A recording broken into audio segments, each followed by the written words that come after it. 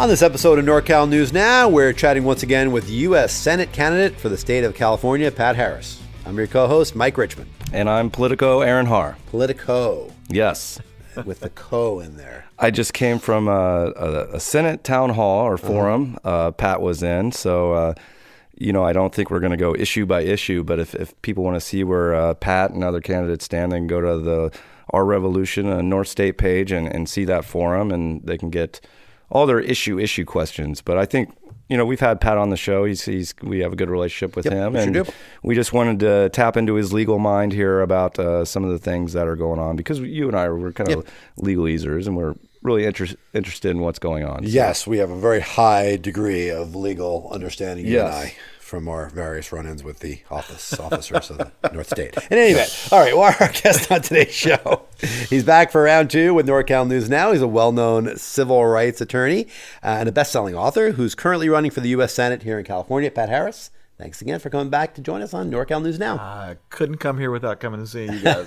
Thank you for being up here. You've been in the North State several times. This is my ninth trip to Butte County. Wow, yeah, right my time in Butte County. I told people when I started this campaign, I don't think they thought I was serious. I said, you're going to get sick of seeing me. And I think that's starting to play out now. I think people are getting sick of seeing me. Oh, we haven't gotten sick of seeing you, that's Pat. good. It's we've seen you on the show, off the show. We've seen you. You've been good to your word, like you say. You've been here a lot, so thanks for doing that. Well, as we said, this is your second time that you've actually been on the show. The first time we didn't have your beautiful face on video. We had you just on audio, and we had a little more time this time to talk to you, so we're going to get into it. But since that time, since you were first on the show, which was early in January, right after the new year, now lots change in the race to unseat incumbent Dianne Feinstein. So what have you been hearing lately from the voters, and what's your take on what's become a really crowded field now running for this seat? It has become crowded. In fact, at the filing deadline, 30 people ended up filing. 30 people. Of those 30 that filed, there are about 4 people who actually, 5 I guess I should say, who actually are seriously campaigning or somewhat seriously campaigning. So it is a crowded field, but the one thing I hear over and over and over is, and the polling shows, is people want to change. Senator Feinstein is polling pretty much regularly, somewhere between 35 and 42%, which is not good for an incumbent, especially as an incumbent of 24 years. And the number one thing that's actually leading the pack is that the polls generally have Dianne Feinstein, maybe 1 or 2 other candidates, and then the number one thing is somebody else, and somebody else is winning. A huge amount of undecided, like 67, 68% undecided in the race, which really gives you an opportunity to really get in there if the message is out there, and coming to rural places like this, I'm sure helps. I think so. I mean, every time I come here, I feel like I pick up a little more support here and there, and more people keep showing up, and I just feel like we're gathering support. The more we get out there, the more we're campaigning. I told people in the very beginning that one of the things that bothers me about modern politics is that so many people are now running for office sitting behind a computer. You get all this data that tells you how to target voters and how to send specific emails on specific targets. And so many campaigns now don't actually go and talk to voters. And I was determined when I decided to do this. I made a very strong commitment that I wasn't going to do that, that I wasn't just going to sit behind a computer. I was going to go out and see people. So I've been, like I said, I've been here. This is my 9th time. I think I've been to Redding 5. I've been to Tuolumne County, which is one of my favorite places. I think I've been there 4 or 5 times. The desert, San Bernardino, 6, 7, 8 times. I mean, we are keeping our word. We're going out and talking to people. And what are they saying? What are people saying to you? What are they saying about their chief concerns and things that they're worried about? Well, there's 2 things people are saying. Number one, the first thing is it's fascinating how many people, when you get outside Los Angeles and San Francisco, will tell you that nobody cares about them in California.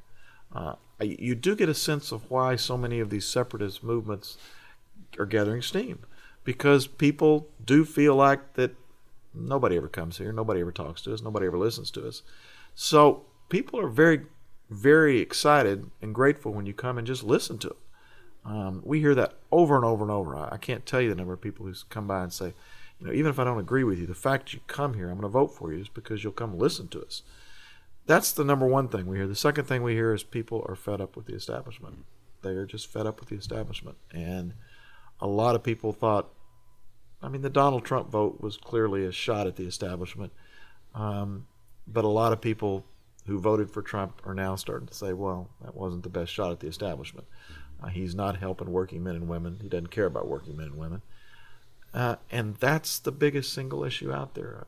We talk about all the things, gun control. We talk about the environment. But realistically, what people are most concerned about is, how am I going to make a living? Is my paycheck going to cover my rent? Am I going to be able to put my kids through school? That's overwhelmingly what we hear.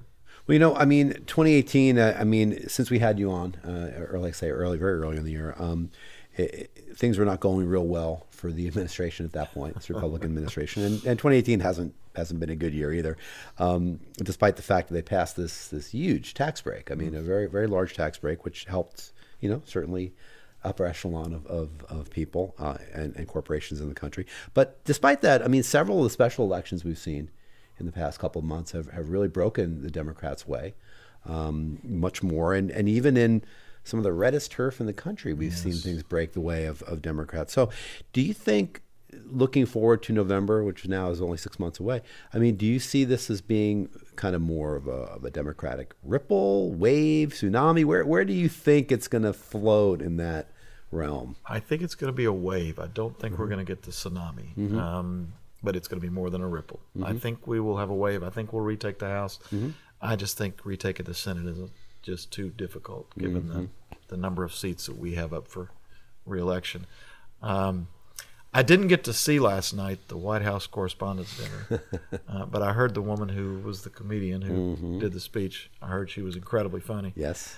But apparently she at some point said, they asked something, or she was talking about the elections, and her comment was something along the lines of, you would expect them to win, but somehow the Democrats always manage to screw it up. That's why I don't think there's going to be a tsunami. I don't have faith that the Democratic Party still understands the message, and I think we're going to lose places like we lost in Georgia when we lost that special election there because we didn't have the message. We weren't talking to working men and women. We weren't going back to our roots, and the reason the Democratic Party was so strong for so many years and was the predominant party. And in so many elections, I don't think we're doing that. So I have hopes for a Democratic wave. I do think we'll retake the House, but I don't think we're going to see the tsunami. And the issue is, you talk about going back to the roots of the party, a big tent party that really talks to people's concerns, middle-income people's concerns. But the issue really is that there's not maybe as much, I don't want to put words in your mouth, but maybe there's not as much difference between your mainstream Republican and your mainstream Democrat. Both of them who are incumbents and have been in Congress or the Senate for a while, they're both taking corporate money. Generally in large amounts, dark money in large amounts many times.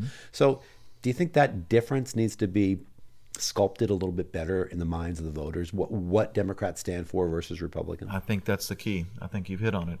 I believe very strongly that 1970, 1980, you walk down any street in this country, you say, who's the party of working men and women? Everybody's going to say, well, that's the Democratic Party. You walk down the street now and say, who's the party of working men and women? People go, neither party. They don't see the distinction much anymore. And you hit the nail on the head when you talk about corporate donations. The Democrats made a conscious decision in the 1990s that we're going to go to Wall Street. We're going to go get corporate money in order to compete. There was a level of frustration because we had lost some presidential elections in a row. And so we thought this was a solution. We'll go to Wall Street, we'll match their money, and we'll beat them. Well, here we are in 2018. We went to Wall Street, we got their money, and we have a Republican White House, a Republican Senate, a Republican House, Republican governorships, Republican state assemblies. It's not working because that's not our message. That's not who we are. And the public looks at it and says, what's the difference? There is no difference. So I think that distinction you're talking about is critical. Well, so let's talk about what we would want, or what you would want, if you could be king for a day. So what would sorry. So the question is what would you want? What would be the message that in your fondest hopes and dreams you'd see Democrats carrying, and what in your waking reality do you expect that message to continue to be? The dream would be that Democratic candidates would eschew corporate money and say, okay, we're going to go back to being the party that takes small donations, takes individual donations, and we're going to sell that to the public. We're going to go to the public and say, look, my opponent may have $3 million. I've only got $1 million, but my $1 million is taken from individuals, from people like you, from people with $20, $15, $20, $30. That's where my money is coming from. Their money's coming from big oil, big pharma, whoever it may be. Who do you think is going to represent your interests? Who do you think is going to be the person, the one who's getting money from individuals, actual constituents, or the one who's getting money from corporations? That message will sell. That message has always sold when we've pushed it, but unfortunately, so many politicians realize they get into office and they want to run for re-election. The easiest thing to do is to take corporate donations. I mean, I know the way I feel about this is I'm kind of two minds. I mean, I like the idea, say, of having term limits. Yes. Trying to get a lot of the big money out of the process as much as possible, having term limits. But then on the other side of the equation, I think, well, you're kind of cutting off your nose to spite your face. I mean, people that have been there, have been on the scene for a while. I mean, they call it the swamp or whatever. But people that know what the process is, know how to do that job. If they're good, honest people, and if they're doing the job well, you don't want to lose them. Well, you bring up a really interesting issue because obviously term limits were first the rage back in the 90s when Newt Gingrich put it in there and talked about it. They all talked about they were going to do term limits until, of course, they came to the term limit, and then suddenly they didn't follow it. But I've always been opposed to term limits until the last 2 or 3 years. And given Citizens United, and given the fact that you're talking about the ability of these politicians to just raise ungodly amounts of money, I think term limits is something we have to study now. You asked me 2 years ago, I'd have said, oh gosh, no. But we have got to take drastic measures. And that may be one of them we have to do. I think it's certainly something worth studying now. And why were you in favor of, not in favor of term limits before? Did you feel like the experience thing was? I did. Okay. I did. I felt like I worked on the Hill for a couple of years, and I could see where experience plays a role. I'm not sure it plays as big a role now as it used to, but I could see the sort of point of it. I think originally I was against term limits just because you heard the conservatives screaming, we've got to get these guys out of office. We've got to get these guys out of office. And then once they got the guys out of office, then suddenly no more term limits. They weren't interested in term limits anymore. So the hypocrisy of it really bothered me more than anything. And you kind of, go ahead. Oh, sorry. Pat, last time we didn't talk about your civil rights career much, but we'd be remiss now if we didn't tap into that. You're one of the better legal minds around. So when you think back to your legal career, what are some of the cases that meant the most to you? One of the ones I will tell you one of the most fascinating cases that meant probably the most to me was I got a call from a guy one time, and he's sitting in his apartment. He said, "Police are at my door. What do I do?" I said, "I don't know. What did you do?" And he said, "I think I killed a priest." Okay. So I told him what he should do to get his roommate to go give him a card, tell him he was represented by an attorney, and I'd come up there. So what it was this gentleman was 48 years old, and when he was 6, he and his brother had gone on a camping retreat with the Catholic Church. And this priest, who was one of the worst of the worst, abused both of them, and actually abused them together, forced them to perform sex acts on each other at 7 and 5 years of age. Very traumatic, and he had understandably never really gotten past it. So he found out this priest, Will was living in San Francisco, and this priest was living in Los Gatos. Very beautiful community. Retirement, I put retirement in quotes, community for priests. So he went down there one day and just beat him up. And was going to kill him, but he didn't. And he left. And so they arrested him eventually and charged him, and we went to trial. And the fascinating thing is the more and more I got to find out about it, found out this retirement home was where they were stashing all these priests who had essentially gotten run out of places because they were abusing children. And we were able to expose that. We were able to expose that even at this retirement community in Los Gatos, they had raped a mentally ill dishwasher there. There were a number of things going on. We were able to expose that. We went to trial, and we came up with a strategy that Will was going to get on the stand and say, yeah, I did it. And so he did. He got up and said, yeah, I did it. And then I got up and argued with the jury that, he'd been trying for 40 years to get justice, and nobody would listen to him. And so he took justice in his own hands, and he doesn't condone it, but it was his only option, and they found him not guilty. Really? Yeah. Even though he admitted he did it. Yeah. But that was an important case to me because it was able to expose a huge thing going on there in Los Gatos with these priests. They were at this community, this retirement home was actually within 1 mile of it were 15 high schools and schools, and these priests were just allowed to come and go. They were right there. Yeah. It's amazing.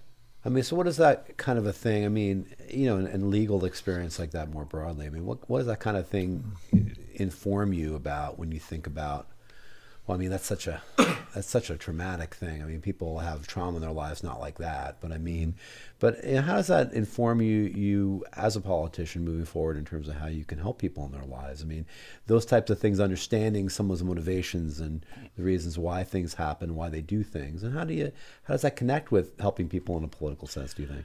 Well, I think that's a great question, and I tell you, our country is based on John Wayne, and Star Wars and things. It's good versus evil. And what you learn being in the criminal justice system, it's not usually good versus evil. It's a person who's made a mistake, or maybe even a couple of mistakes. But generally, good people who've made a mistake, who got caught at it, and they need a second chance. And I think that is applied to politics as well. I think we have to look at politics and say, not everything has got to be seen through the prism of good versus evil. There are shades of gray, and there are things we need to look at, particularly when we look at, for example, immigration, and we look at somebody who may have committed a crime in another country and be here and think, well, we've got to deport them. Well, no, maybe we need to give them a second chance, especially if it's not a violent crime. We need to give them a second chance and let them contribute to society.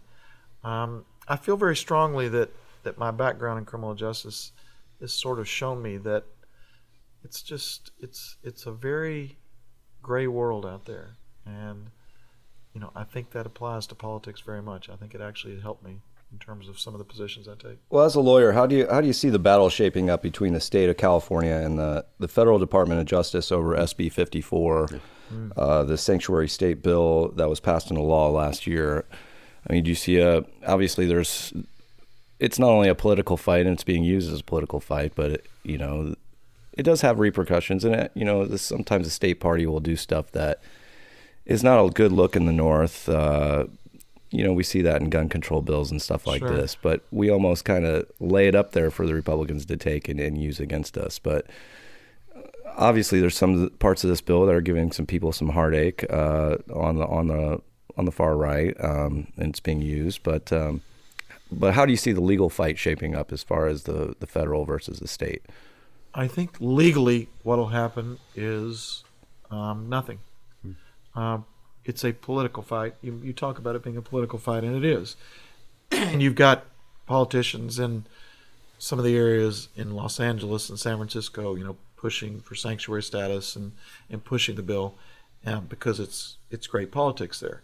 And then you've got people outside those areas pushing against it because it's great politics there.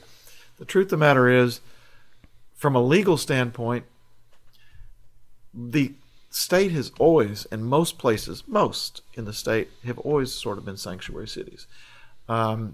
Very few law enforcement agencies have ever cooperated with ICE for a number of reasons. Number one, it's a pain. It's just not, you're going to have somebody from ICE come in, sit in your jail, have an office there, have a facility, determine who's got a hold or should have a hold. They just don't do that. Are you going to have somebody who's actually going to alert ICE every time a prisoner is released who may or may not be illegal. There's nobody to do that. There's nobody in that position. That's just not something they do. So, in all honesty, the way the system has worked for the most part is that we have most people who are undocumented, who are in jail, tend to, whenever they finish serving a misdemeanor sentence, they were released without a hold. Mm-hmm. ICE never came in. ICE was never notified. It just wasn't something we did. Now, we are seeing some, not a lot, but we are seeing some kickback from ICE in some areas where they are actually going into the jails and they are pulling people out with misdemeanors and whatever. But it's still not the prevalent thing. So, in all honesty, I think legally what will happen, you'll see it go back and forth. I don't think much will change. And these communities in Southern California and Orange County in particular that are yes. fighting so hard against SB 54. I mean, my understanding is that legally, and you can comment on this better than I'm sure, is that they really don't have a leg to stand on. I mean, it's a state law, and there's really not much that they can do about it. Is that pretty much accurate? Pretty much. And again, it's political. I mean, everybody gets to take their stance. The city council gets to stand up and rant and rave and for their constituents, and nothing's going to happen. Nothing's going to change. It's very little anybody can do. So I find it somewhat hypocritical to watch politicians get up and rant and rail on both sides, frankly, rant and rail on the issue, because in the end, it's going to continue to be the way it's been, with maybe some increase in oversight, which will then be followed by a Democratic administration, which will be less oversight. So we'll just keep kind of bouncing back and forth. You know, I want to ask you, I know Aaron's got a question too, but this is coming to me as we're talking here. Sure. I'm not sure that I understand the nature. Well, I understand it, but I'm not sure I understand it in reality how it plays out, the idea of the supremacy clause. Oh. And how it really does affect states' rights and how states can do things within the framework of a federal system, federalist system, how states can do things. I mean, in a sense, I understand kind of what Jeff Sessions is saying, that how can California make an SB 54 where those immigrants, if we feel like they're a threat to the United States, they can come into the country that way. Isn't the supremacy clause arguing against SB 54? You know, let's take another issue, just to give you an example of how it works. Cannabis, legalization of cannabis. Good question too, yeah. Here we have a state, California, Colorado, Washington, whatever, who have allowed legalized cannabis for recreational use. It is against federal policy. Okay. Now, the way the supremacy clause at least is supposed to work is that at any point, the federal government could essentially come in and say, we are going to arrest somebody federally. We are going to, you're running a shop. We are going to arrest you because it's against federal law, and we're going to prosecute you in federal court. Okay? They can do that. In practicality, it rarely is going to happen. And in fact, what you've seen is you've seen actually in the Obama administration them passing, specifically on cannabis, passing regulations that has told the Justice Department, you're not going to do it. Okay. And the practical solution or the practical application is it would be so terrible politically for the Justice Department to do that they're never going to do it, because you've got states that have voted it in, and it's just never going to happen. It would never be a smart thing politically. But yeah, the supremacy clause basically says they could if they wanted to. Well, one of the biggest issues of our time is the evolving understanding that people have of law enforcement, usually precipitated by amateur or body camera footage. These factors have been opening a lot of eyes of people in the white community who have lent a largely deaf ear on complaints of minority communities about police misconduct. This issue has involved a lot of conflict with NFL players kneeling, two presidents now angering various people with their comments. So the Black Lives Matter movement, your personal experience of this with, you represented Edmund Ovasapian, a man accused of murder by the Glendale Police Department, who the department knew did not commit the crime. I mean, you ended up suing the department and getting your client a settlement, north of $1 million. Well, tell us the story and tell us what it shows that people need to understand about police and police power. Well, I'll tell you very quickly a story of what's going on in Los Angeles, because I think it shows you why the Black Lives Matter movement is so angry and so powerful. And it has to do with a young man, African American man, in Venice, California, who was about 30 years old, and he was shot by a police officer on the street after supposedly a struggle. And it was a fascinating case for civil rights attorneys, because for the first time you had his partner didn't back up his story. The videotape didn't back up his story. The police commission actually stated that the shooting was outside of policy. And then fourth, and the only time in my career I've ever heard this, the LAPD, the chief of police, stated that his own officer ought to be prosecuted. It was amazing. 2 years later, which is now 2 weeks ago, the district attorney, Jackie Lacey, came out and said, we're not going to prosecute him. You sit there and think, how in the world is it possible that you've got all this and you still say you can't make a case, or you still say that it's too tough of a case? I actually started a petition along with some other civil rights attorneys to have her removed, to recall her or to ask her to resign, because that's just outrageous. And it really is incredible. And you understand why Black Lives Matter gets so frustrated at the system, and that whites don't grasp what's going on in the community when something like that can happen, and even their own chief of police tells them they ought to be prosecuted, and they're not. That, to me, in fact, I just was talking about it at Our Revolution. I said, people criticize Black Lives Matter. About 50% of the Democratic Party won't even utter the phrase. They won't utter it, which I find amazing to me, because the greatest constituent for the Democratic Party has always been African Americans, especially female African Americans. And yet, when the time comes to stand up for them, the Democratic Party, about half the party, is too much cowards to stand up and support them. These are their reasons that they're marching. There are reasons they're upset. This isn't just something they're making up. It's prevalent in the community. So I strongly support the movement. I strongly support what they're doing, because I've seen it. They're not asking. This is where I had somebody come to me the night and say, my son's a police officer and Blue Lives Matter. They're not saying that police officers are all terrible or awful, or that we need to remove police from the streets, or as somebody actually suggested today, we need to get rid of police departments.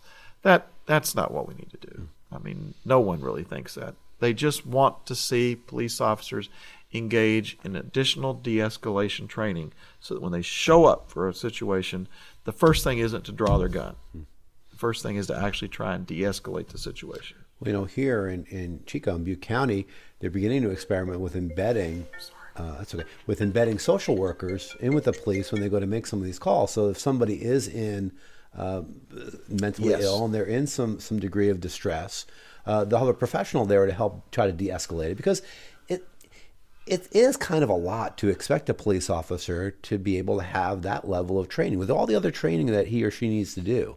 Your average police officer, to expect that person as well to have the skill as a social worker to understand it is kind of a lot. So is that a good idea, do you think, to have that kind I think it's a great idea. Yeah. I absolutely support it.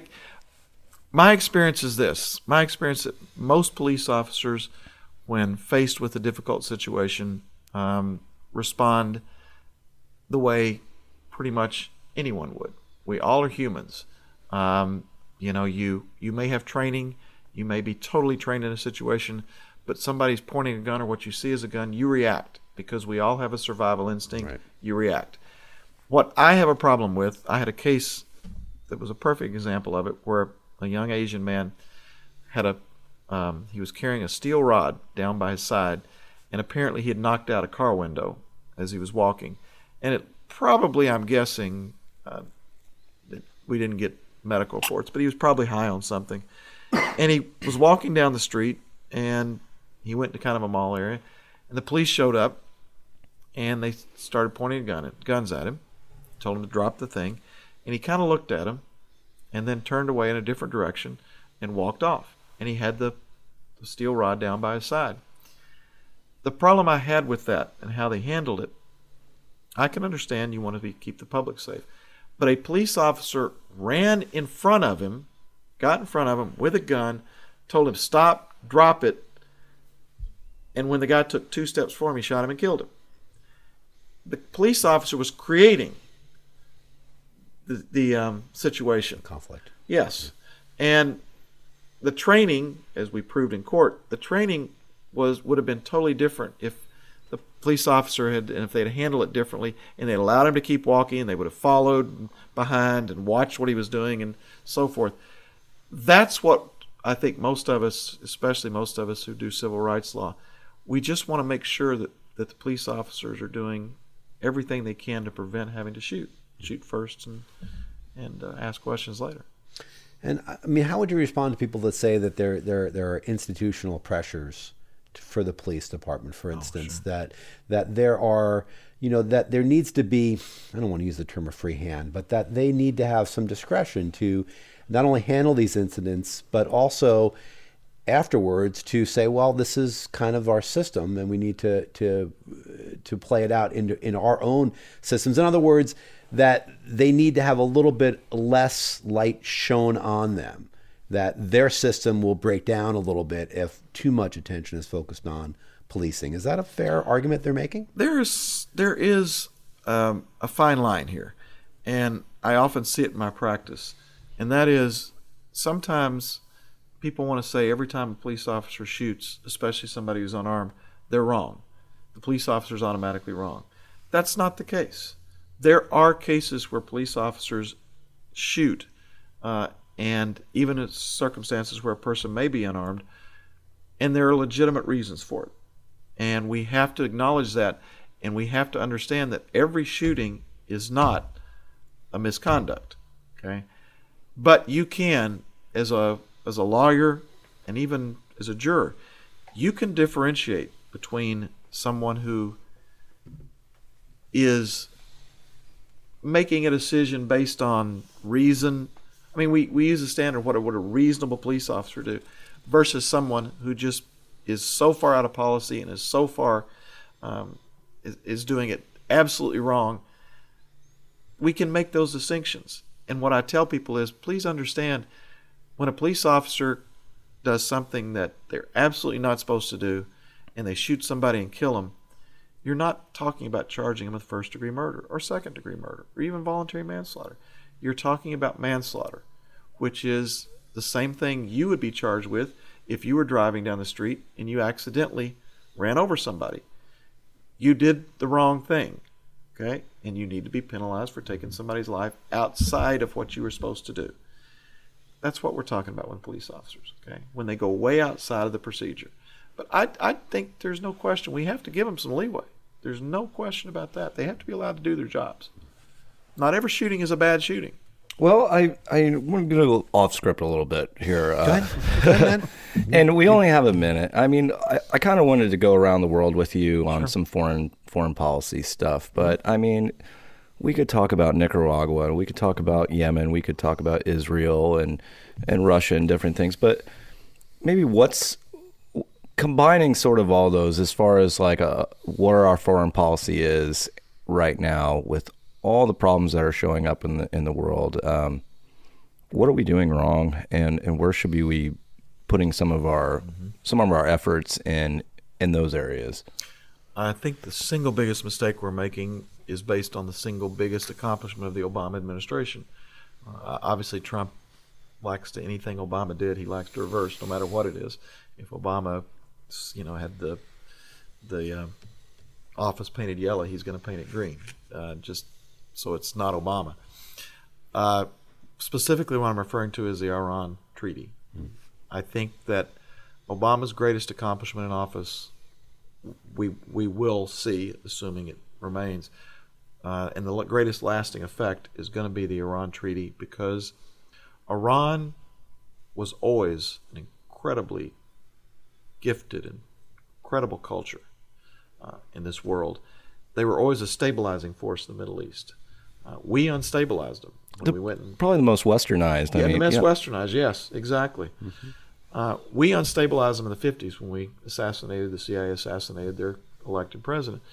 And what's happened ever since is now they brought in, with the revolution, they brought in a theocracy, and it created the whole movement of theocracies throughout the Middle East.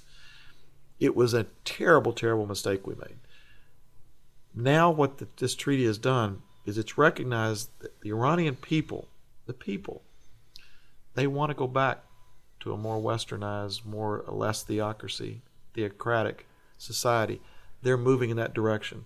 Their election of their own president showed that they wanted a moderate, and they wanted to move back toward getting back into the international community. That's what this treaty did. It started. No one is saying Iran is perfect or doesn't have its issues with Israel and with some of the other areas there, but it was moving them gradually back into the international community. You have a stable Iran who actually becomes, again, an ally in the Middle East. You're going to see a dramatic shift of what occurs in the Middle East. It would be dramatic, and that's the direction that treaty is going to take us. I don't say it's going to happen in the next 2 years or 5 years or 10 years, but you keep that treaty in place. You bring Iran back into being a democracy, bring them back into the international community. I think that would have the single greatest effect on international affairs that we could do. The Trump administration's desire to end that, I think, is going to be devastating. You know, as we are going off script, why not? What is the proper role? I mean, I've thought about this a lot. I enjoy history, and I think about that. I mean, America is obviously an extremely powerful country, the most powerful country on the face of the earth. And you know, what is the role for Americans to nudge other nations in directions that we want? I mean, you say that the people of Iran are moving towards a more moderate form of government, a more moderate society. What if they were moving in the other direction? I mean, is it our right, responsibility to intervene in someone else's government? I think the short answer to that is no. I do think, though, however, that the military serves essentially for us. Our military in the Defense Department serves 2 and possibly 3 purposes. First purpose is if we're attacked, or to prevent from being attacked. The second purpose is, I do believe that the military and we have to intervene in instances of genocide. When we see just countries and people being wiped off the map, I think it is our social responsibility, our moral responsibility, to use our military along with Britain and France and other countries to step in and take some responsibility for helping to stop genocide. Those are the 2 things I think are definitive with the military. The third thing is a little more dicey, and it goes, I think, directly to your question. Should we be using our military to go into countries and actually promote America, promote our values, by doing things that actually help, building highways, helping to build mosques, helping to build schools, using the money, I mean, almost like a Marshall Plan. Marshall Plan, yeah. Yeah, a modern version of that. I think that becomes more of an interesting question. I tend to fall on the side of yes, but I also understand that, you know, we cannot be the world's policeman. We can't just take care of the entire world when we have so many things here that we need. We need Medicare for all. We need to be paying much more on our educational system. So while I think there is a role for that in the military, I'm not sure how far we can go with it. What do you think about what's going on in North Korea now? I mean, does the Trump administration deserve some credit? I mean, there's certainly some people, even progressives and people on the left, that have said, well, you know, maybe there is a little credit due for Trump being a bully, standing up to a bully, and maybe he's wrought some miracle here and actually is getting Kim to the table. Has his tactics worked a little bit? You know, we're dealing with a dictator who is so crazy that we'll never know. What about Kim? I set you up for that.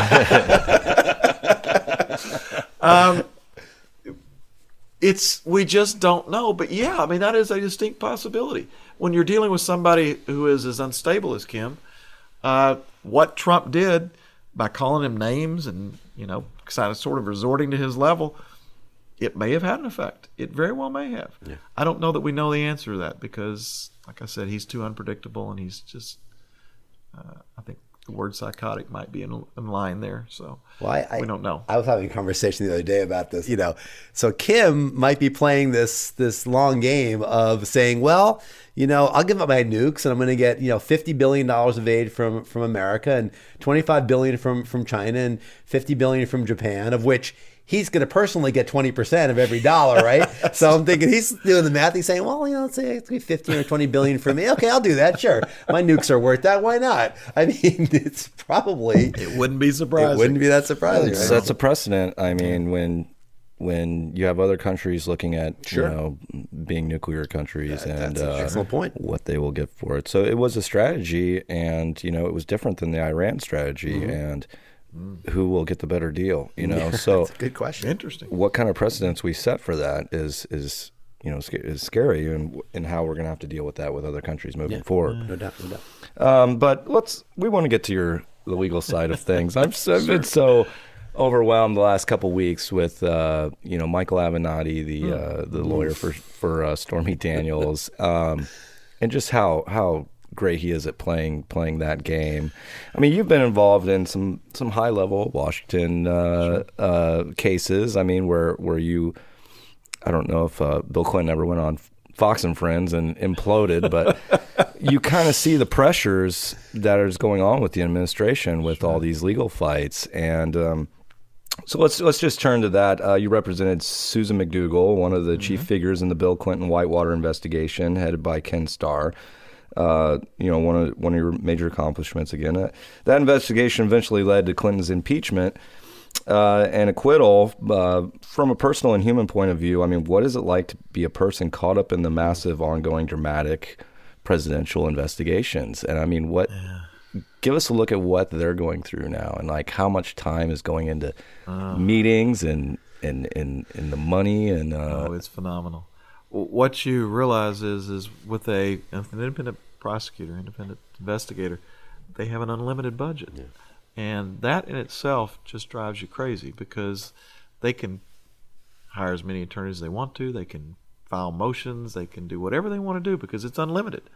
And so you are constantly under pressure, and you're constantly having, the hours a day. You go from maybe working 10 hours a day to working 14, 20 hours a day, just because you've got the constant work and the pressure on you. And more importantly, what you realize is that there is pretty much nothing that an independent prosecutor can't do and can't look at. You saw with Ken Starr, we ended up going from a failed real estate deal in Arkansas to a oral sex in the Oval Office. I mean, they have such unlimited, there is no restrictions. For example, in most investigations, the Justice Department has to file a warrant with the judge and say, here's what we're looking for, here's what we're limiting this to. We're not going to go beyond that.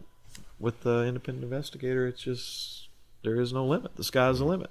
So you're always worried about what could come out next, what shoe's going to drop. It's paramount to just taking on God, it feels like. Because is that why he's not getting a lot of legal, Sure. Seems to be fishing for lawyers. I mean, and, what made you jump into that case? And I mean, did you have those sort of reservations of like, wow, this could...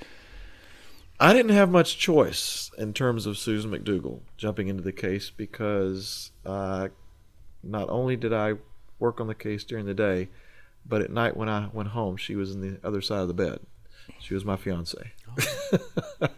So I didn't get a choice to work on the case. I'm glad you cleared that. I got asked that earlier and I didn't have an answer. No, it's people don't realize, because I represented her as a lawyer along with Mark Garrigus, the two of us, and people oftentimes don't know that I actually had a relationship. We were engaged to be married when the whole Whitewater thing started. So the pressure was doubly intense, because not only was she a client, she was my fiance. So, like I said, that one I didn't have a choice on. Wow. So maybe Jared Kushner will be representing Donald Trump or Ivanka or something. Ivanka, there you go. Okay. Yeah, really good. Or Melania. I don't know where I went with that. But, well, how much is it, it's a whole media game with that high level of case too. And I saw it, I kind of just realized it with Michael Avenatti and his representation of like the press conference and all the cameras with Stormy Daniels and what he said coming out of the courtroom and how Trump's almost finally met his match and a guy that can play a media game just as well as him. Yeah. And it's very interesting to see that sort of legal side of not just the paperwork and the filings, but the actual press, and how to play that game. And there's so many lawyers who would not have been good for this case because they would have said, "Look, I'm not trying this case in the press. I'm going to deal with it in the courtroom." What he's done is he's basically said, I'm going to go tit for tat. I'm going to literally, that's probably a bad use of phrase there in this case. But I'm going to go, I'm going to be aggressive. I'm going to go after him. And it's really fun to watch because I love it when an attorney gets out and essentially puts the story together and they drive the story instead of letting the other side or a prosecutor or whoever drive a story. He's out there driving the story, and it is driving Trump crazy. Now, as far as the Mueller special prosecutor case, which could go a certain way, but they talk about how these cases in Maryland and New York, and even the Stormy Daniels case with Michael Cohen, Trump's lawyer, long-term lawyer, being involved, how this could be more detrimental than the actual, special counsel and the Russia stuff, where this could actually be more important. I mean, from your legal mind, how do you see things playing out, and what should Trump be worried about the most? It's a great question, and I almost think the Michael Cohen stuff. The reason I'm intrigued by it is if the only thing that they were looking into was the fact that Michael Cohen paid off Stormy Daniels and that he didn't then file that with the FEC before the election. The election, that's a violation, and it's he gets a fine and he gets slapped on the wrist and he probably gets probation and whatever. It's a fairly minor offense overall in the grand scheme of federal court. The fact that they referred it to the New York Attorney's Office and the fact that a judge signed off on a warrant on it makes me believe there was a lot more there than criminal. Just yes. Yeah, because they would just subpoena him if it was just the stuff about the campaign finance stuff. Exactly. I mean, it wouldn't be, and to get a search warrant of a lawyer, it's a pretty big deal. It's right? a very big deal. You have to get a special master to go through everything. I mean, it's a very big deal, and there's something more than just the. Could it be something with the foundation? Is that where the money's moving? Is using the Trump Foundation, or is it some of the business dealings? And well, it looks like Cohen was the bag man. I mean, that looks like what his job was. It certainly wasn't being a lawyer because apparently he was never in a courtroom. But I think that you're going to see them basically follow the money on this, and you're going to see that Trump. Probably, if he was willing to do this with the Stormy Daniels thing, you're probably going to see he's willing to do it on a lot of other stuff and willing to pay or have Michael Cohen cover him on a lot of other stuff. So I think it's going to be fascinating. And please tell me that Sean Hannity's involved in this somehow on a criminal level. That would really just be. Well, I think Sean Hannity ought to be charged for being Sean Hannity. There ought to be some law that just prevents him from existing. I don't know. It's looking so, and it's looking like he has some business rental investments and some low-income places where he maybe skyrocketed the rent. I don't know about Sean Hannity. Well, that's probably going to play out. But Donald Trump, certainly, focusing on the Trump organization, certainly any far-flung organization like that with those many dealings in those many countries with that much money, you dig far enough, you're going to find some malfeasance somewhere in some level from someone. It's probably not going to be a tough case to make on some level. There's something going on there. Yes. Now, I think Mueller probably, and this is just my guessing game here, I don't know if you would agree, but it seems to me that Mueller is going to kind of forego a lot of the lower level stuff here, unless that's all he can get. Somebody's going to get charged. There's going to be more charges that are going to come out here, no doubt. But he's looking for a home run. I hope so. In all honesty, as much as I dislike Trump, I don't want to see a special counsel fall into the same trap that Ken Starr fell into, where we end up just trying to get anything to get a conviction. And I watched what Ken Starr did in Arkansas with a lot of my friends, where he was supposedly investigating this Whitewater transaction, and he couldn't get convictions because nothing was there. There was nothing there. So he would he went after one guy for his appraisal was too high on his house, and so he had him convicted of a false appraisal. He went after somebody for not filling out bankruptcy forms correctly, which nobody fills them out correctly. I mean, I don't want to see Robert Mueller fall into that trap because, as you said, it's a far-flung organization. There are no doubt they've made mistakes. They've done things that they probably shouldn't have done on a very low level. I don't want to see the special investigation go into that because, there's going to be a time that there's going to be a rich Democratic president in there. Right. And here we go again. But I mean, you look at what's happened so far. I mean, Flynn, Manafort, Gates, Papadoulos. All right. I mean, these people, these aren't little financial crimes. I mean, they're financial crimes for many of these people, but these aren't paper crimes. These aren't little mistakes that were made. I mean, what we're learning, and I mean, Mueller's being very smart because he's playing it close to the vest here. We don't really know exactly what he's got on everything, but it's certainly, you can infer that there's, I don't know if it's conspiracy, but you can infer that there's something going on here that's pretty major. I think you can absolutely infer that. The question, I think, becomes, what did Donald Trump know? And when did he know it? There you go. The thing that's different for me from Donald Trump, from Richard Nixon, is that with Richard Nixon, he wanted to know every detail was going on. He wanted to know everything that was going on. So you knew when things were going on, when they started getting Ehrlichman and Haldeman, but you knew that Nixon knew what was happening because he was involved in everything. You wonder if Trump is actually personally that involved in the details of what's happening. You wonder if there was a Chinese wall, we used to call it in the legal profession, where things would be getting done and people would say, just don't tell Donald, and he doesn't really care, and he's not inquisitive enough to ask. I don't know. That's going to be very interesting because you're right there. I don't think there's any question they're going to find some fairly major malfeasance. The question is it going to reach Trump? Well, and to go back to Michael Avenatti again, but he gets these gifts from Trump, and you see a lawyer get excited like that of like, wow, this gift came down from heaven today of a tweet, or, he says, I absolutely was not involved with her, but then he goes in Fox and Friends and says, oh, Michael Cohen represented me with the Stormy Daniels case. And again, Michael Avenatti is just like, thank you so much, Mr. President. I mean, you've been in the courtroom. I mean, and Susan McDougal is another good example. I mean, the Catholic Church. I mean, some of your civil rights wins. What is that like to be a lawyer in the courtroom and to hear that verdict as somebody you've been fighting for? I mean, he obviously had some reservations about taking Stormy Daniels on as a client, but once he seemed to get to know her and heard how passionate she was, heard how smart she was. He did want to take this case, and boy, he's really taken it on.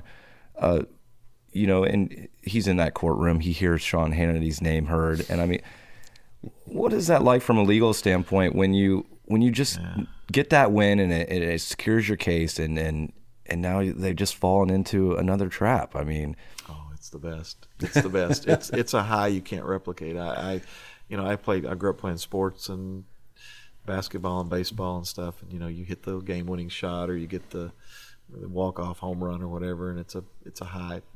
Take that and multiply it times 10. Wow. It's just an incredible feeling when the jury comes back and finds in favor of your client. First of all, you put so much time and effort into it. Your entire trial, especially, you just don't sleep. You go 2 or 3 weeks or a month or whatever without maybe 6 hours of sleep a week, and you're so intense and you're so involved and you're so invested in it, and then for them to come back and sort of validate what you've been doing, it's like validating your work. I can't even explain it. It's like shooting a 3-pointer with somebody's life on the line. Yeah, there you go. Exactly. Right. So I don't know. It's hard to describe, but I will tell you that it's why trial attorneys. It's why we do what we do, because as much frustration it is and hard it is sometimes, boy, you get that thrill, and there's just nothing that can match it. There's nothing in the world that can match it. We talked about a couple of impeachment events, U.S. presidents. We talked about Nixon a little bit. We talked about Clinton, of course, a little more closely.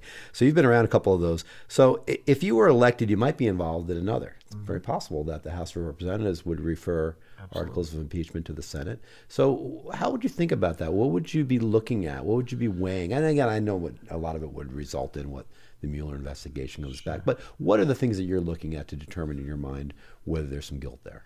Well, the thing that would be great for me, and I am not a great politician in terms of blowing my own horn.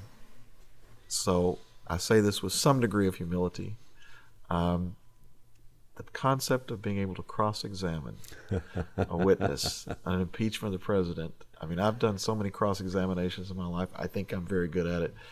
The possibility of cross-examining a witness over the impeachment of the president would just be phenomenal, and I think I would be extraordinarily good at it. I think that's one thing I've told people.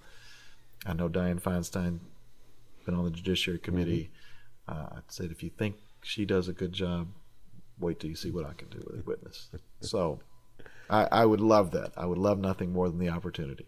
Yeah. And do you think it might come to that? I mean, there's, again, as I understand it, impeachment is really more of a political process than a legal one. I mean, it's kind of both, but it's political. And I mean, for me, I have a very difficult time imagining that a President Trump would be impeached and removed. I could see him being impeached if the House were to turn Democratic. 2/3 of the Senate, that's a lot. That's a pretty big, as it should be, a pretty big barrier to overcome. Sure. You would need some pretty strong proof to be uncovered. So do you think it's likely? No. And I want to hit on what you just said. There needs to be really strong proof. We don't like Trump, obviously. In our campaign, we've made that very vocal. But we're setting a precedent for the future here. You can't just do what the Republicans did with Bill Clinton. You can't just make impeachment a political device that's easy to do. And the Democrats don't need to fall in that same trap. If Mueller finds out that Trump has done a number of things that are illegal, high crimes and misdemeanors, they say, if it turns out that that's happened and the proof is strong there, then go forward, because that's what the Constitution says. But if it's borderline, we've got to be very, very careful here, because we do not want to set a precedent, because, again, we're going to have Democrats in office in the future with Republican House and Senates. So you got to make sure the bar is high. It's set there high for a reason. It's got to be met. It's impossible to know what's going to happen with Mueller, what he's going to find, but given the makeup of the Senate, I don't see it happening. Yeah, not at this stage. Not at this stage. Good. Well, Pat Harris, thanks so much for joining us again. It was a quick hour, but really enjoyed having you on the show today. And you're going to be back. I mean, I'm sure you'll be back for your 10th, 11th, 12th trips to Butte County. So when you get back up, we'll have you back on again. I love it. We'll continue this conversation on. Well, thank you, Pat Harris, Thank again you for joining us today. Oh, it's my pleasure. On NorCal News Now. Always a pleasure to talk to you. And don't forget, all of you out there, NorCal News Now is available now wherever you download your podcast. So check us out and subscribe. We can also be found on Facebook at NorCal News Now, where you can post your comments and suggestions for upcoming podcast topics and guests. So that'll do it for this episode. Thanks to all of you for joining in. We'll be back at you soon with another episode of NorCal News Now. So long.